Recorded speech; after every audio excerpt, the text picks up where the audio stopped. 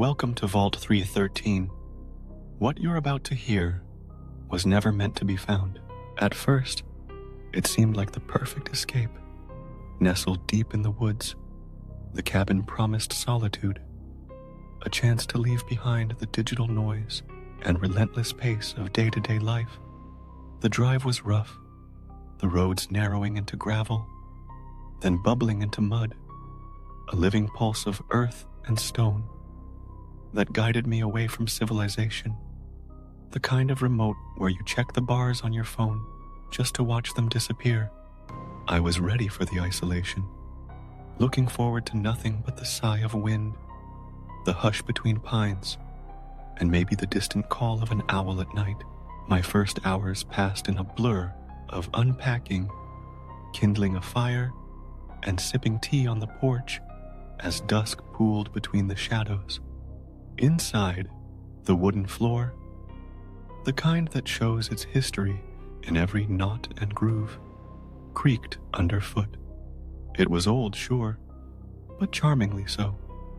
Comforting, I told myself. The kind of sound that would lull me to sleep.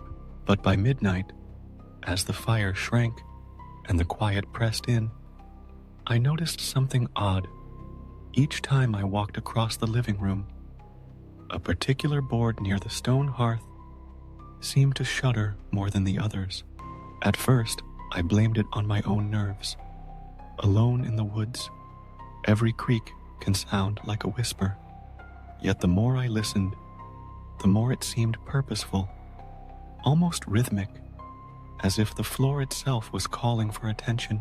The next morning, sunlight revealed a faint, unnatural seam where that board met the others. I knelt, fingers tracing the edge.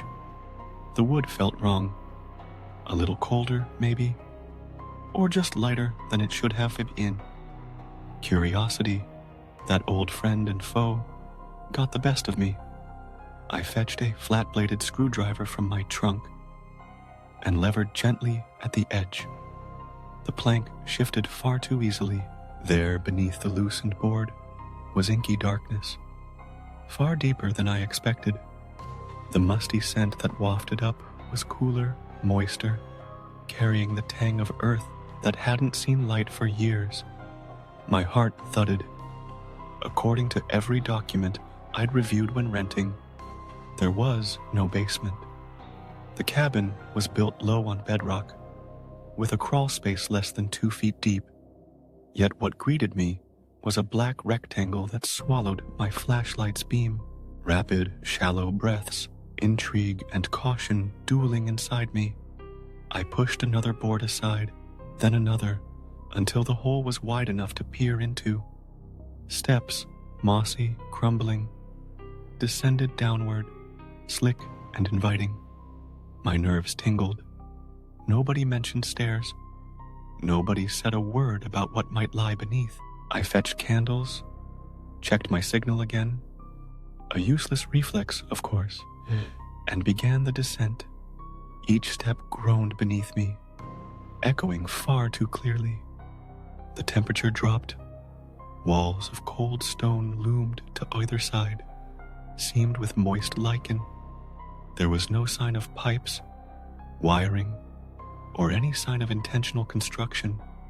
The room below felt prehistoric, not like a basement at all, more like an accidental crypt, carved by time and forgetting. At the far end, something caught the candle's glow. A battered wooden trunk, iron-bound, half swallowed by mud. My fingers trembled as I brushed off cobwebs. With effort, I pried the lid open. Inside, bundles of old letters, their ink faded but still legible, bundled tight with twine. A porcelain doll faced the ceiling with hollow, unblinking eyes.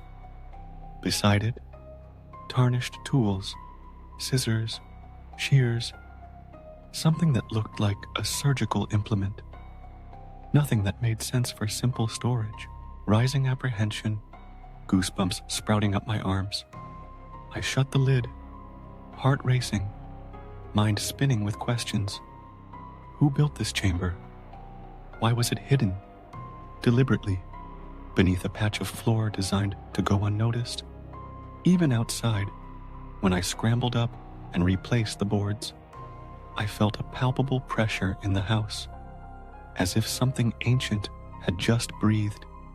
Disturbed by daylight for the first time in decades, suddenly the cabin didn't feel peaceful anymore.